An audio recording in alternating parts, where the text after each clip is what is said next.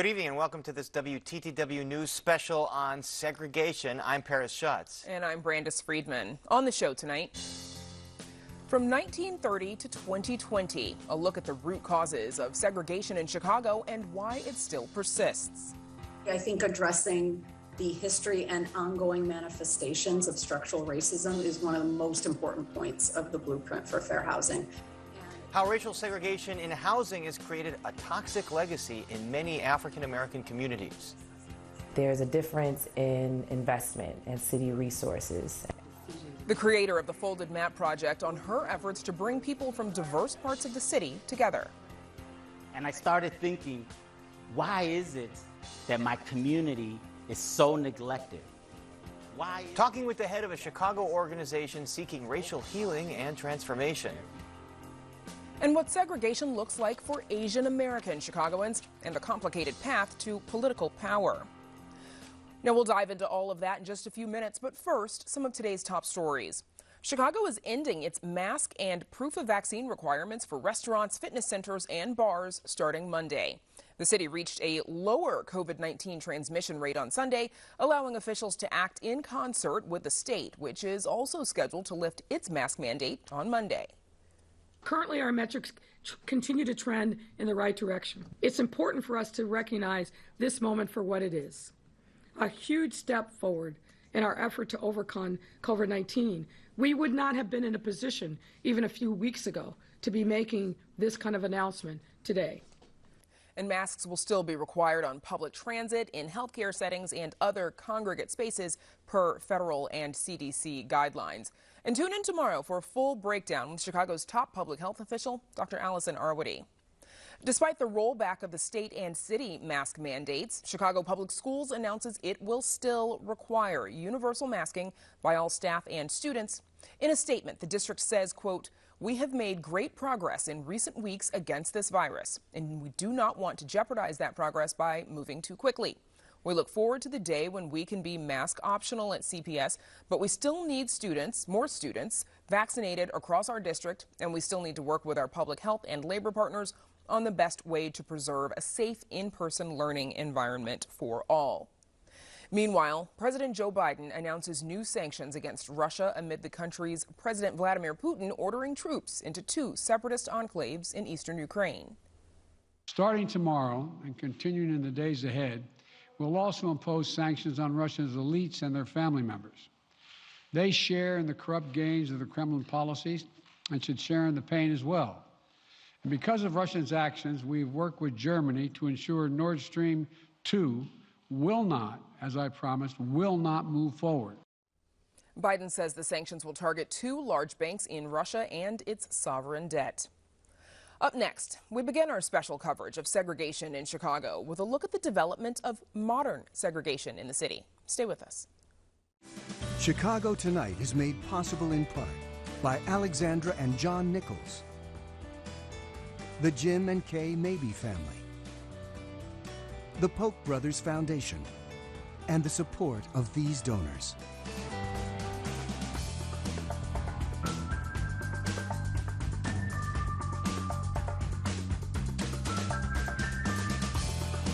How did Chicago become so segregated? The short answer, by inventing modern-day segregation itself. WTTW News reporter Heather Sharon joins us now to explain and help kick off our WTTW News Special on segregation. Heather, this is a deeply researched article that you've written for our website here, but in plain terms, how did Chicago invent modern-day segregation? Well, I think it's really important that we start with what segregation was designed to do. And in the simplest terms, it was designed to create a Chicago in the early 1900s that was a haven for white people at the expense of Black people, that was enforced not only by the weight of law, but the force of violence. And really the bedrock of modern segregation in Chicago is the use of racially restrictive real estate covenants. That was actually invented by a member of the Chicago Plan Commission that legally prevented Black people from buying property in areas that were deemed off limits to them and reserved for white people. Once that was in place, the rest followed, which included contract buying, which exploited Black people desperate to buy a home and start building wealth.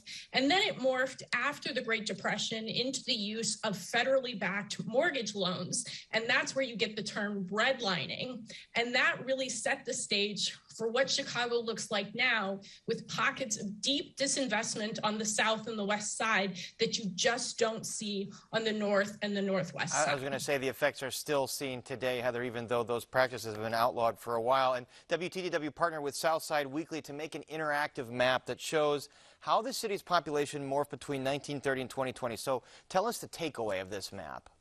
Well, I think what's most startling about this map is how much doesn't change between 1930 and 2020. The force of those barriers that I just briefly described were so deeply entrenched in Chicago that even when you get to 2020 today, really that map shows where those lines were drawn at the beginning of the century. And that's what we're all grappling with when we talk about the really pernicious effects of segregation in Chicago. All right, now we see the green circles pop up after 1970. That's when the Latino population comes in, although Chicago had Latino and Asian American population way before that. So why is it not represented until 1970? Well, this map was based on census data, and it wasn't until the 1970s that the census started tracking the Asian population in Chicago, and it wasn't until 1990 that the Latino population in Chicago shows up in that census data, which, you know, really tells you just how much less attention was on this data than today when we're looking at this information very closely. And you end your reporting with a look at Chicago's future and the prospects to sort of get rid of this moniker as the most segregated city. So how do the prospects look? Well, there's no doubt that the scars of segregation are deeply embedded in Chicago's fabric. However, there is, maybe a glimmer of hope on the horizon. In the 2019 mayoral election, Lori Lightfoot explicitly campaigned while calling out segregation and vowing to address the inequities that it has created. So while there's certainly much more to be done, at least we're at a point where a significant majority of Chicagoans elected a mayor who called out the city's official role in creating those barriers and vowed to do something about it. You can't solve what you can't describe, so at least we're starting to do that. All right, Heather, it's extraordinary reporting. Thank you so much. Thanks, Paris. And you can read Heather's full story by visiting WTTW.com/firsthand.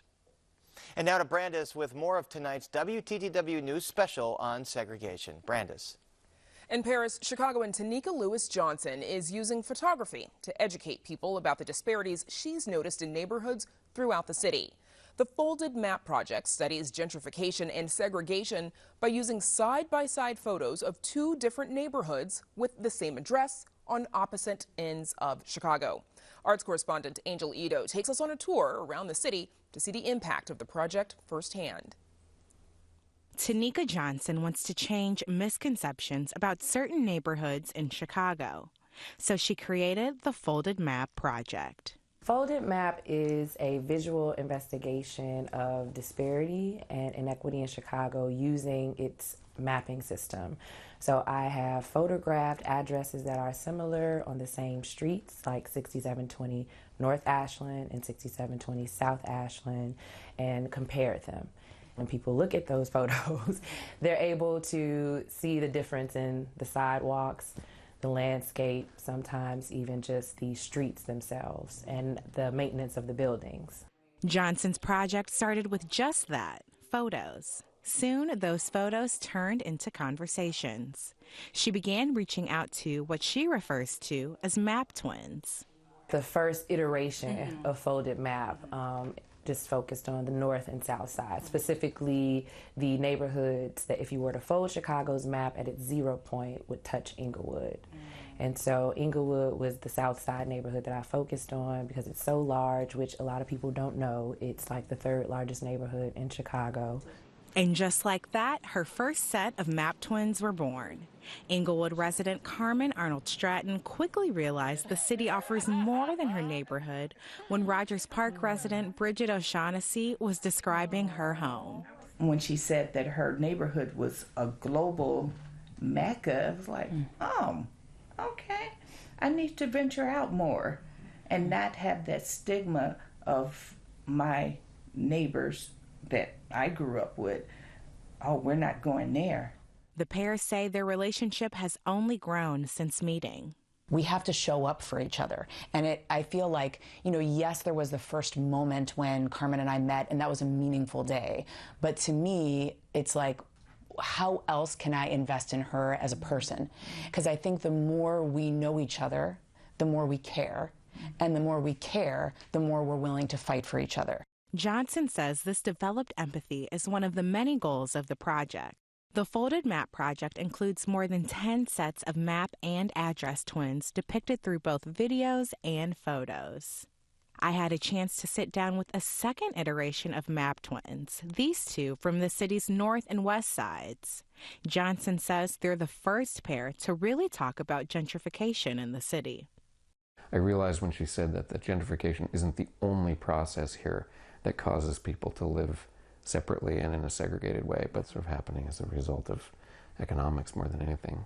After visiting Joe Bristol's home in Logan Square, Garfield Park resident Q. Bila said he realized he had more control over the changes within his neighborhood than he realized. It made me want to just look more into real estate and investigate and see if that's something that I want to do and, can do financially. It's not necessarily about like being pushed out or, white people coming to take over the neighborhood. You gotta kind of take initiative yourself to learn and educate yourself about what's going on, and then maybe if you want a piece of your neighborhood, you can buy it. As Johnson continues to publicize the Folded Map Project, she says she's grateful for not only the relationships that have developed, but the necessary conversations they've started. Also, for the public to have an example of what those conversations could look like and how answering some basic questions really helps you understand not only how to connect to someone else, but really provide you a deeper understanding about our city and how people experience it different based on where they live. For Chicago Tonight, I'm Angel Ito. And since we first met Tanika Lewis Johnson in 2020, she has expanded the Folded Map Project, adding workshops, a play, and a movie. On top of all that, she collaborated with sociologist Maria Kreisen to create the Don't Go Project. That's a series of interviews with 30 people who confronted and eventually combated harmful narratives about Chicago's south and west sides. Now, joining us now are the project's creator and some participants. Adrienne Hawthorne, who grew up in West Dundee and took a wrong exit visiting her grandparents on the way to Beverly. She is now building bridges between folks on the south and her north side shop. Jerry Kaufman, whose seminary education and work in social justice helped him venture beyond his comfort zone in Hyde Park to hanging out in Inglewood. Tiana Morgan, who grew up in Inglewood and has become an empowered defender of the South Side after her first day of college when she was told to avoid the South Side. And the artist and creator behind the Folded Map Project and the Don't Go Project, Tanika Lewis Johnson. Thanks to you all for joining us. Tiana, let's start with you, please. You grew up in Inglewood. You went to college on the South Side at IIT. And on your first day there, you began to hear some messaging that was said frequently to a lot of students and their families there, and that was to be careful or avoid the South Side. What was your reaction to that messaging?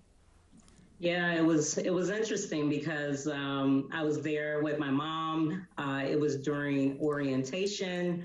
So there was a lot of people in the room, and IIT is a very ethnically diverse, meaning they have people from all over, a lot of Asians, Indians, different ethnicities outside of the U.S. So you have a lot of different people coming to the school that's not from Chicago, and you're hearing pretty much do not go outside of the boundaries of IIT. I went to school at Dunbar High School, so I went to school right down the street, and it was disheartening. And I had my mother with me, and I can tell that she was upset about it because the school resides on the South Side. So to tell people not to go outside of the boundaries is you would expect a little bit more collaboration. Now, Adrian, on the flip side of that, you got lost on a drive to visit your grandparents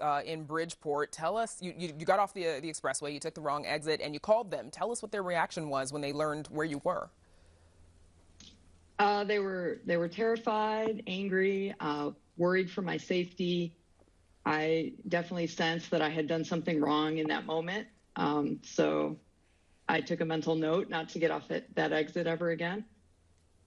Okay, and we're going to come back to how you're, using that experience today. Jerry Kaufman, I want to get you in here. You grew up in Dalton, but you moved out as Black people were moving into the area. This is when you were younger, moving with your family. And among the words that you heard used by other families at the time was that you all had, quote, escaped. What did you make of that term at the time, and how do you look back on it now? Yeah, well, at the time I was quite young, so some of that didn't really click at the time, but it was really as I got older and would hear from people that were my age who later on in high school and beyond got out, and other families that used this language about getting out.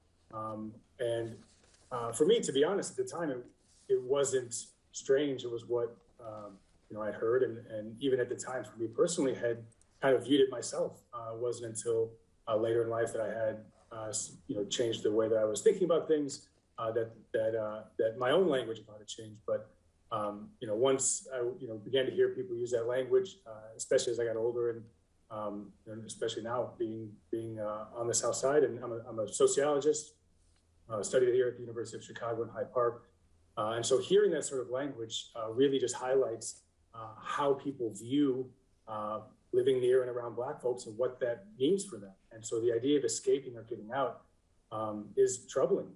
Because it suggests that folks have made it out, and it also suggests that there's something left behind that's undesirable, and that's all became really troubling as I got older and began to process that. It wasn't until you were an adult, now living in Hyde Park, as you said, that you started to venture out into Inglewood and sort of push back against those don't go narratives. Tell us about that. Yeah, well, my first trip out, I'd been in Hyde Park for a few years, and as a graduate student at the University of Chicago, similar to Tiana's story, there's this implicit and explicit narrative about not leaving the safety confines of Hyde Park. And I, as someone, I studied, my research was on race and ethnicity and segregation and things like that. And I just knew I wanted to venture out. I wanted to kind of put my money where my mouth was. And I made a bus ride south, down Cottage Grove, got on a bus where I was the only white person on the bus, which was fine. I live in Hyde Park. That wasn't itself extraordinary, but ventured out and got off at a stop down Cottage, and had an experience of standing there as this white guy in this neighborhood that wasn't mine, with this backdrop of this larger narrative about don't go to the South Side, it's dangerous, something's going to happen to you. So as I stood on this intersection with my laptop in my bag, and some folks across the way at a gas station hanging out, I had, some real, in my own head, this narrative was surging through my head about my safety and my well-being. But after that, I just knew that I wanted to make sure that I was living my life in ways that countered that narrative. Now, Tanika, as part of this firsthand segregation initiative, you did a firsthand talk for WTTW, which can be streamed at WTTW.com/firsthand. But let's take a look at a bit of what you had to say in that talk. I started high school in 1993. I started going to Lane Tech High School, 15 miles north of Inglewood, a selective enrollment high school that had a multiracial student body of 4,000 students. And in order to get to school on time by 8 o'clock, I would have to be at the bus stop on 62nd and Loomis by 5:45 a.m. That is early. Tanika, you had your aha moment in those high school days when you met people from all different backgrounds. What was it that compelled you later on to create the Folded Map Project and then the Don't Go Project? Well, primarily because of that high school experience, I built long-lasting friendships with people of many different races, nationalities, and I knew the value. I had experienced the value of Chicago's diversity, and it was so many points in my life, also being an artist in the arts community where, you know, diversity does exist and the interactions exist. I wanted to replicate that. I thought so many times, like, my friends here would get along with my friends there, and, you know, if they could meet each other.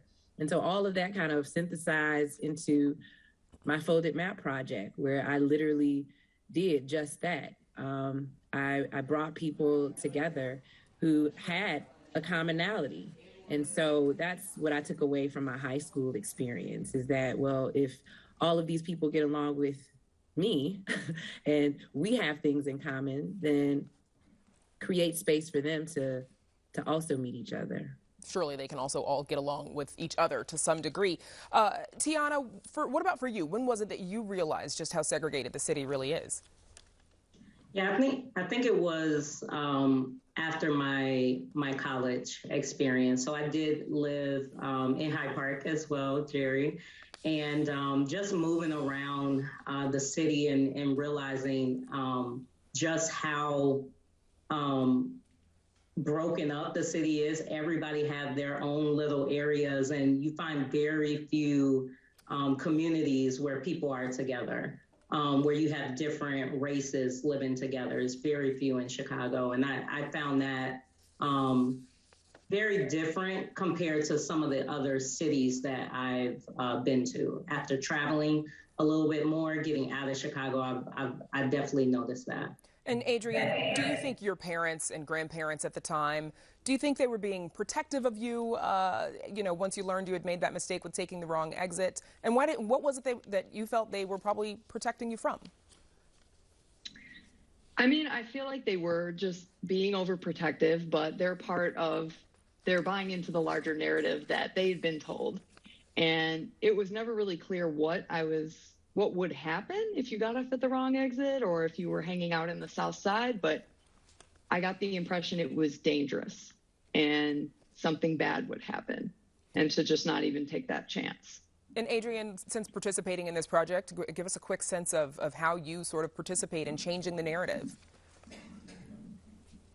So since this project, I've gone to the South Side a few times. I've seen for myself that the things that, you know, the don't go to the South Side narrative is not true. And I've been trying to unlearn that behavior.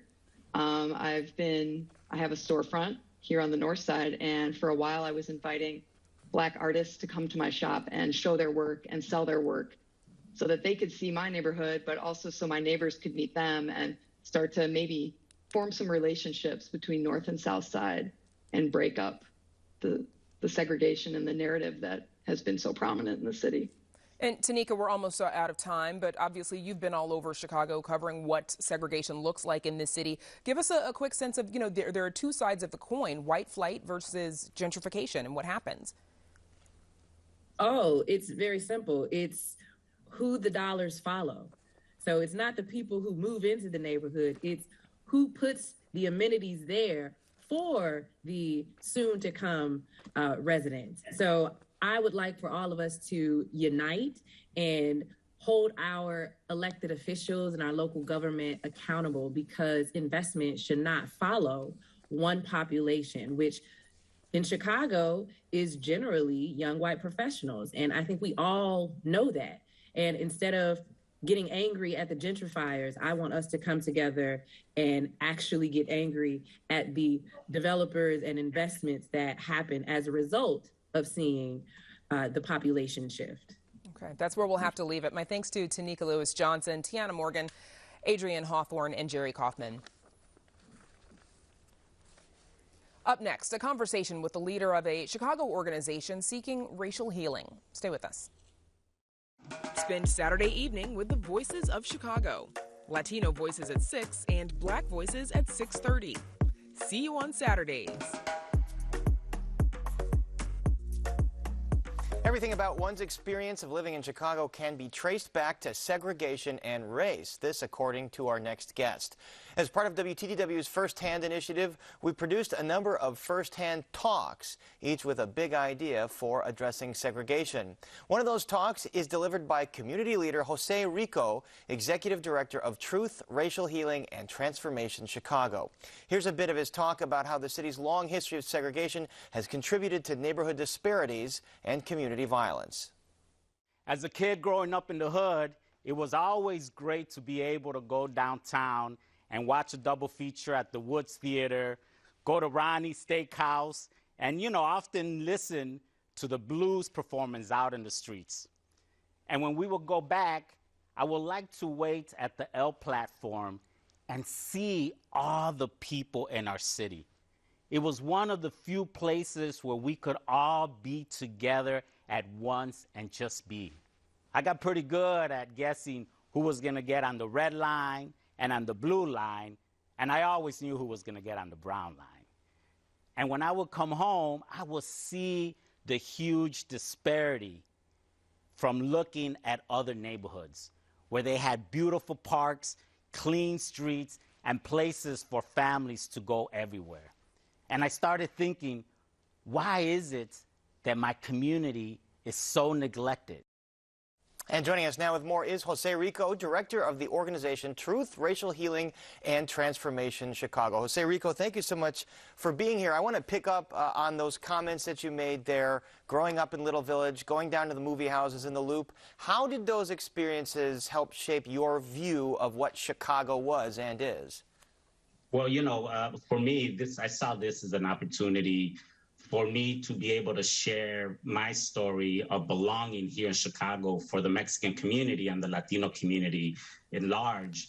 And, and as I was growing up and we would go downtown with my friends to actually see the rest of the city, where we saw people from different parts of the city really be together in one place and enjoy our company, enjoy and see how different people spoke, listen to some music. And then on the way back home on the train is when I started realizing how different my community compared communities on the train ride back. So it was really, for me, an opening to see not only how my community, was laid out and was designed, but also the amenities and the resources that neighborhoods around the Loop and in the near North Side had as compared to my community in Little Village. And to that effect, I think we have a map of just how separated some Chicago neighborhoods are. And one of the things that you said in your talk was that growing up in Little Village, you knew where to get a gun before you knew where to get a job. Why do you think that is? Well, I think part of it is, when we talk about the inequity that exists here in the city of Chicago, and we know through, Harvard researcher Raj Shetty that says that Chicago is actually the metropolitan area with the largest inequity of any city in the country. So if you live in Inglewood and Little Village and back of the yards, your life expectancy is lower. Your earning power is lower, and your ability for your educational attainment is lower simply because of the zip code that you live in. So for me, growing up as a teenager on the streets, being able to see guns and access to drugs and being, harassed by the police, that was a very common occurrence. I did not have an opportunity to know, how do I get an internship in one of the museums? How do I apply for a job, downtown? Or how is it that I'm able to go and, take part of one of the many great resources that our city has, because of segregation and how separate my community was from everything that the city has to offer. And one of the points you want the audience to know in your talk is that you believe that this segregation, these inequities are by design. In effect, it's not accidental that this happened, it was intentional. What do you mean by that?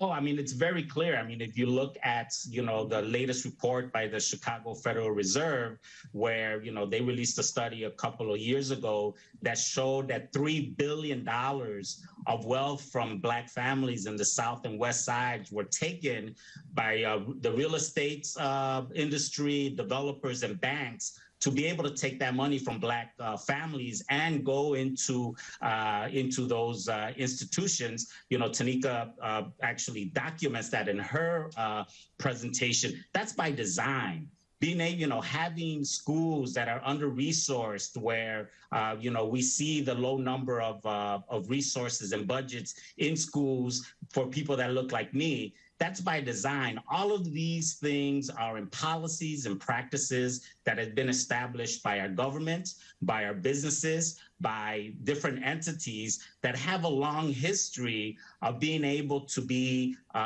implemented to take away the resources that the city has. I mean, the city of Chicago is one of the biggest areas for GDP in the world. Yet again, we see that the death rates and the poverty rates are some of the highest in the United States. And so that's by design. There's no question about that. And there's a lot of research that we could point to why that's the case. And despite this, you're pretty optimistic in your talk that you believe that this system can change in Chicago to benefit all communities. How do you believe that can happen?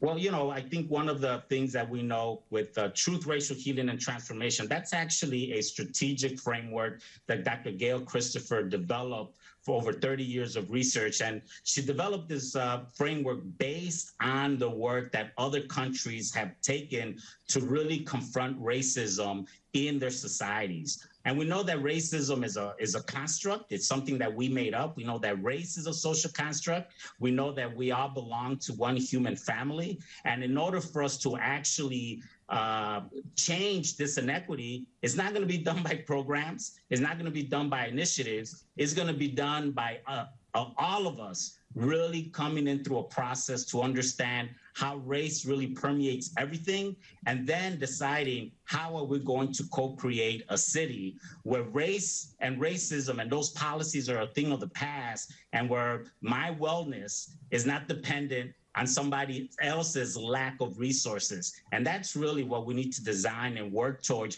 But it involves all of us. It involves people from the north side and the south side. It involves churches and businesses. And we need to be able to really confront this together, because that's really the only chance we have to address this inequity that all of us are suffering from.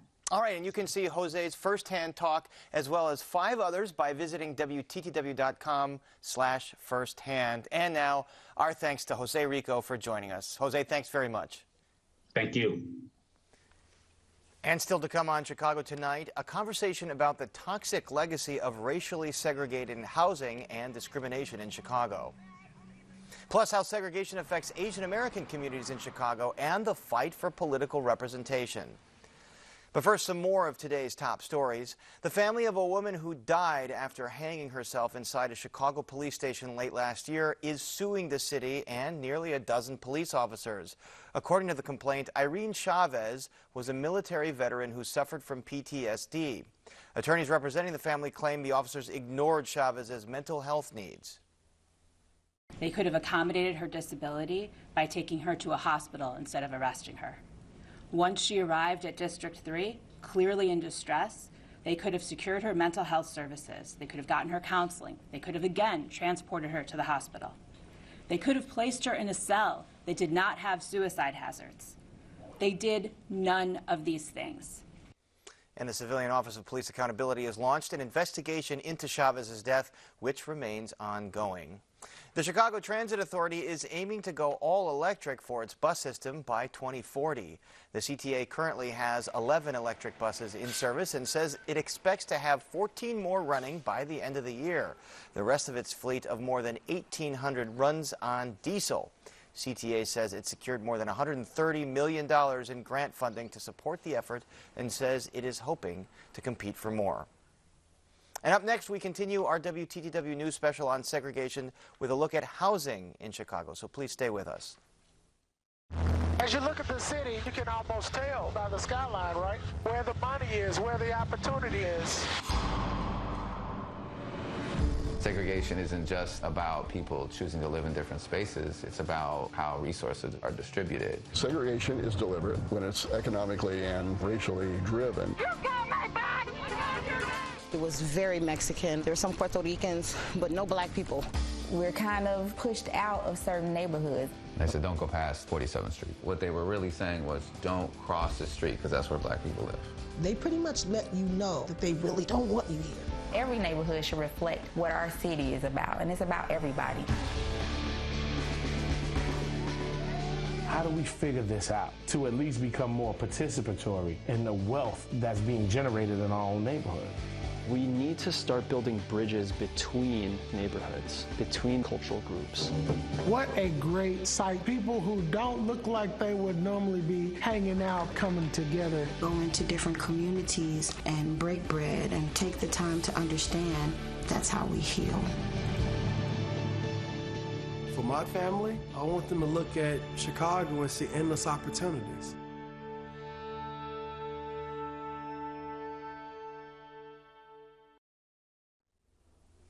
Chicago's long history of housing discrimination is just one of the factors making the city among the most segregated in the country. Joining us now to talk about how racism and segregation in housing have impacted their lives are Karen Freeman Wilson, former mayor of Gary, Indiana, who's now the president and CEO of the Chicago Urban League; Ted Richards, originally from Rochester, New York, who lives with his family in the Jackson Park Highlands neighborhood, also known as South Shore; and Tia Brown, who lives with her family in Chicago Lawn on the southwest side of the city. Thanks to the three of you for joining us. Tia Brown, let's start with you, please. You grew up on the west side, you work on the west side, you have very deep connections to that part of the city and that community. You wanted to buy a home on the west side, but it proved difficult for you. What was the main reason that you were unable to do that? Well, initially, it was trying to locate a home that was affordable for us. A lot of the homes during that time, gentrification was just starting in that area, in the Austin area. So a lot of the homes were really worn down. They really needed a lot of work, and they still wanted $250,000 for them. So that was an issue for us because we were approved for $250,000. So to buy a home that's already $200,000 and knowing that we have to put even more into it, that kind of deterred us and made us have to go and look elsewhere for housing. Now, in the series, you also talk about one instance in particular. An owner refused to show you a home because you're black. You later learned that. What had been your experience in searching for housing on the south side? Well, initially, it was going okay. That was that kind of, I think that opened our eyes to a lot of injustices and things that we were kind of happily going about the home buying process. Even though we weren't able to purchase out west, it was still going good. When we went to the home, he initially was talking to our realtor, who was Hispanic. And I don't think he knew that we were African American. Once we arrived to his home, tried to get in, he wouldn't give us the lock code. Once I spoke to him, later on, he spoke to my landlord again, or he was our landlord at the time, our realtor, and he told them that he didn't think that it was a good fit for us because he wasn't really looking for an African-American family to be in the home. So, and it was Chatham, so it was the African-American neighborhood. So we spoke with Chicago's Housing Commissioner, Marisa Novara, and asked her about how the city's new blueprint for fair housing could address the kind of experience that you had. And here's a bit of what she said. We do have a measure in the blueprint for fair housing that lays out some steps that the commission will take to increase funding for nonprofits to do the kind of testing and enforcement that if, say, this couple had reached out and said, I think we were discriminated against, I think that this owner or this realtor did not show us the house we wanted to see because of our race, then they are then paid to go out and do an investigation on that. Tia Brown, does that response give you any sort of hope that the city is working to address its racial discrimination in housing like what you experienced? Hope, yes. I love that there is some kind of initiative in place. But honestly, I don't know if that would really deter any of the homeowners from discriminating against people, just to know that someone will come out eventually and may investigate. So, I mean, I don't know if it's much that can be done, especially when the homeowners ultimately have the choice of who they want to sell to. But I do appreciate that they do have something in place that will help us in some kind of way address it. So, Ted Richards, you're white, as we mentioned. You're from Rochester, New York, originally. Your wife is African-American, born and raised on the South Side. You're currently living in the Jackson Park Highlands area of South Shore, but you all are thinking of moving. Tell us why you're thinking of moving and why it's important to stay on the South Side. Well, we're most familiar with the South Side. Like you said, my wife is born and raised in the South Side. I originally came to Chicago as a student at the University of Chicago, so that was kind of my area I was most familiar with. And for us, I think it's really important for us, for our children, to be raised in their community and around their culture and to feel like they're safe. And so we deal with violence in a few different ways. We deal with the violence of kind of like a neighborhood that's been completely disinvested in, South Shore. There's very little in terms of jobs or other amenities. But moving our children into a predominantly white space is also not an option for us because there's a violence in that for them. So we're kind of trying to find that right fit for us. We're disappointed with kind of like the way that South Shore, which is a beautiful neighborhood in many ways, but really has not seen any investment at all since we've been here. We've been here about 7 years, and we've seen very little investment. So, but we're still committed to living on the South Side for sure. And let's talk about that a little bit because, you've talked about your frustration at the lack of investment that you see in your community. How do you see, racial discrimination and housing segregation sort of playing into that lack of investment you see? Well, I mean, I've been here. I first came here in the 90s and was pretty familiar with the way that the university had the University of Chicago had a very adversarial relationship with the community. I mean, I was told my freshman orientation very clearly which streets not to go past. And even though they didn't say it was because it was Black people there, it was clear that that was the reason. It was obvious to me. I didn't know a lot of things as an 18-year-old, but I knew that much. And, so we've watched as the university has sort of expanded its area, and you see more people that are affiliated with the university or, as was mentioned in other segments, sort of like young white professionals moving into certain areas, and that's where the money goes. In neighborhoods like South Shore, you simply don't see any of that investment. And we've seen boarded up storefronts, more boarded up storefronts than we saw when we first moved in here. So, Well, I want to get Karen Freeman Wilson in here. If you could, help our viewers sort of understand why segregation is about more than just people living separately, and a bit to Ted's point, about how segregation undermines the economics for many Black communities. Segregation absolutely undermines the economics, and it does that because of what Ted has just talked about, which is the disinvestment. You see developers making decisions based on where they think they can make the most money. And it's also almost a circular impact because of hundreds of years and decades of discrimination. We now know that developers don't see the South Side and certain portions of the West Side as a good investment opportunity. And that's really what I think the city was trying to do through Invest Southwest, in many ways incentivize, but also say to developers, we're going to do business in a different way. We're going to offer investment opportunities based on a different rubric. But in addition to that, you have to intentionally combat these decades of discrimination. That's what the Department of Transportation's Justice 40 initiative is, because what we've seen is that the professionals who impact demand, I'm talking about the realtors, the appraisers, the lenders, the urban planners, all of those professionals who have created this really institutional racism that will cause people to say, my money is better spent here on the north side than it is on the south side, they have to either be forced through the fair housing law.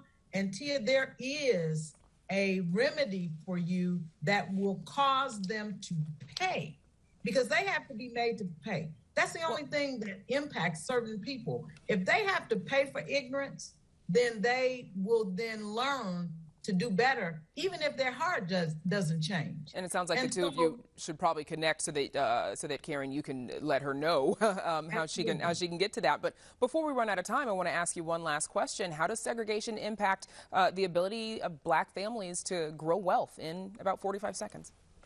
Well, if your value of your home is depressed because of segregation, then you can't get a home improvement loan. You can't do anything that people typically are able to do by borrowing on their home equity. It impacts the equity of your home, and so you're not able to educate your kids, start a business, do all of the other things that most people can do with home equity. Okay, that's where we'll have to leave it. My thanks to Karen Freeman Wilson, Ted Richards, and Tia Brown for joining us.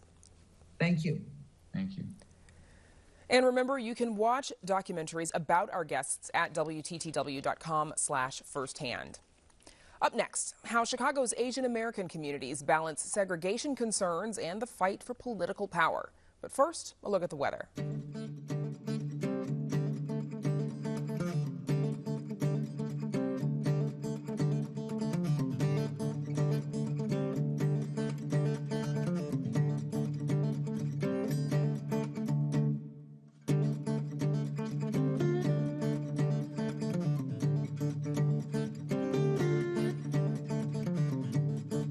There has been a rising tide of anti-Asian hate crimes sweeping the country in recent years, much of that corresponding to the COVID-19 pandemic. This recent spike has led some community organizers to take a look at Chinatown through a lens of segregation. While many acknowledge that tight-knit nature of the community and its culture is important, they're also looking for ways to build bridges with other communities.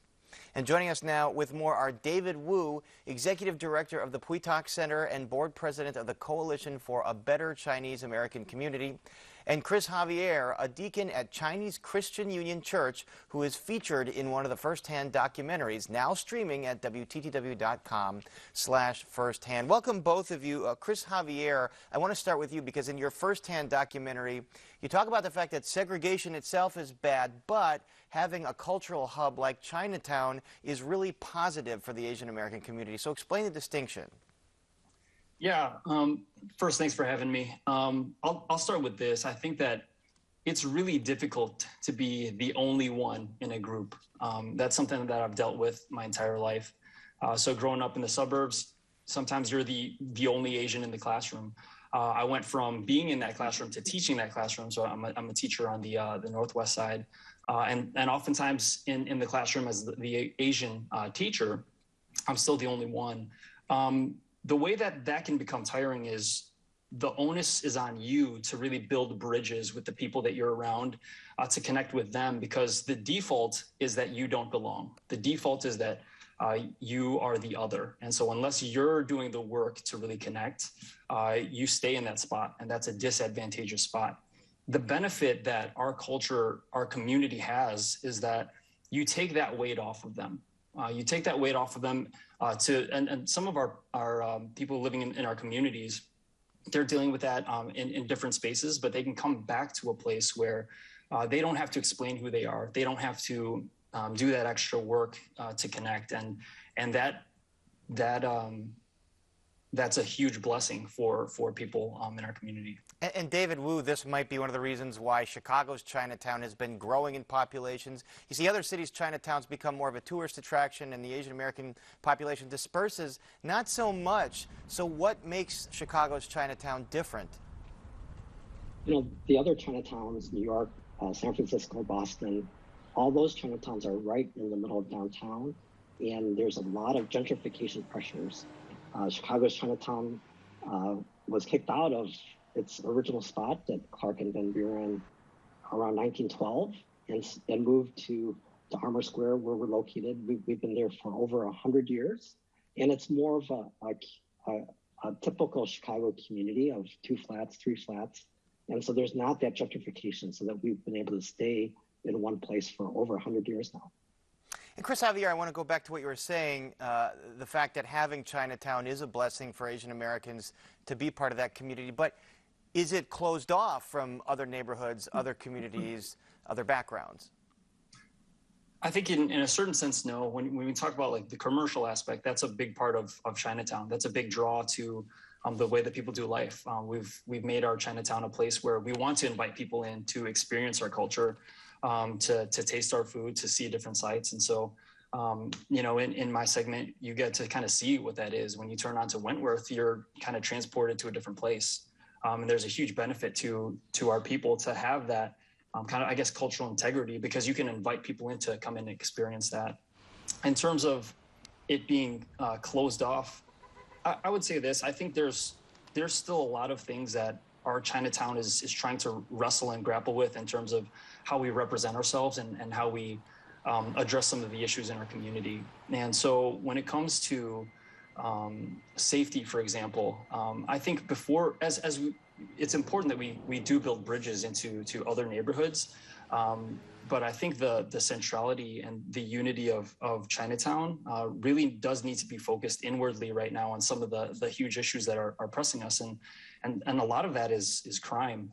We tried to address that as a church, because as we went around, you know, post-pandemic, the needs during the pandemic were economic. It was food, and it was just basic necessities, PPE, safety, PPE. As we moved on, as the pandemic wore on, we saw that there was a growing need and concern for safety. And sadly, despite our best efforts this past year, our beat 914, it was the highest in the city for robberies.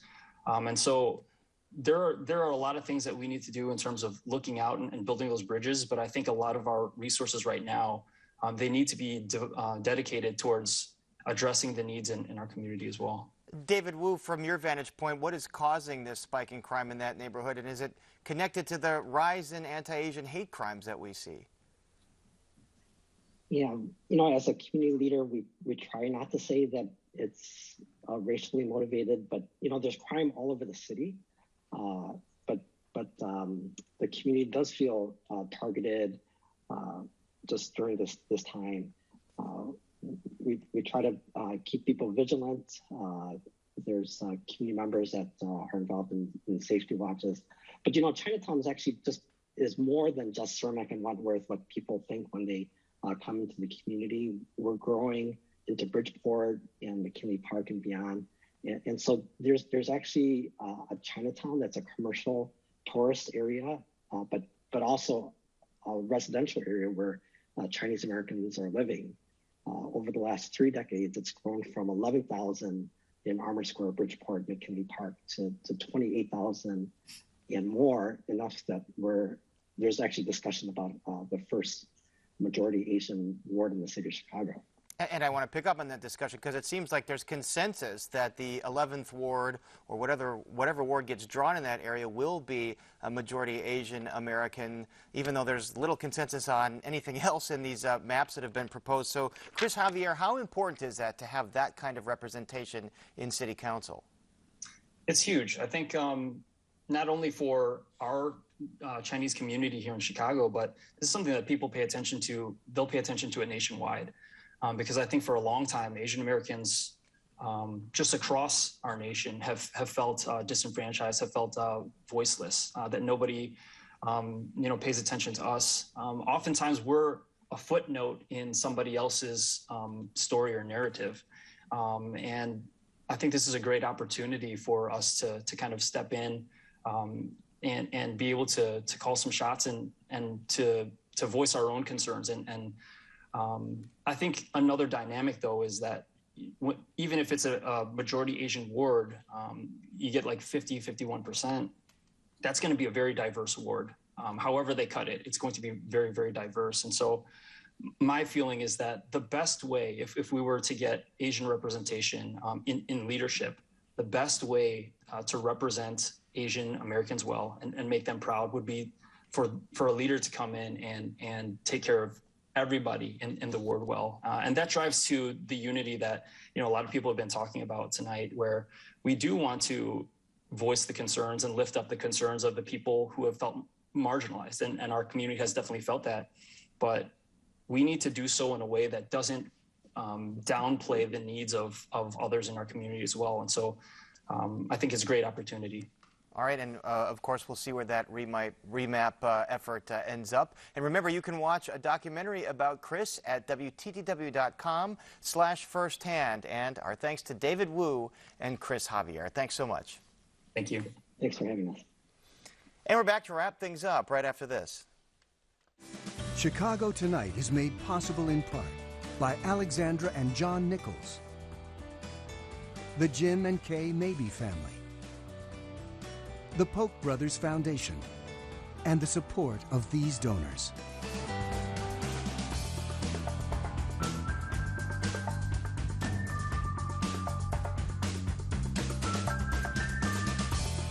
And that's it for our WTTW News Special this Tuesday night. Don't forget to stay connected with us by signing up for our daily briefing.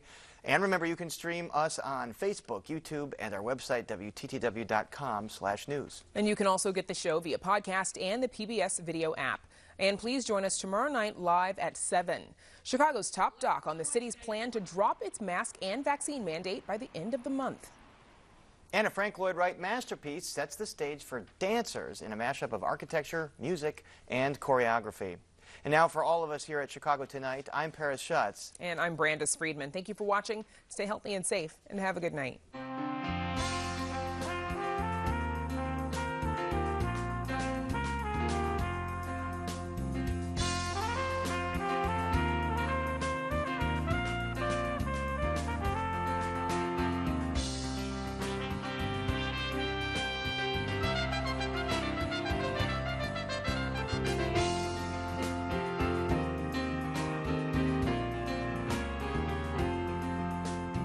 Closed captioning is made possible by Robert A. Clifford and Clifford Law Offices, a personal injury law firm pleased to give back to the community through numerous charitable initiatives.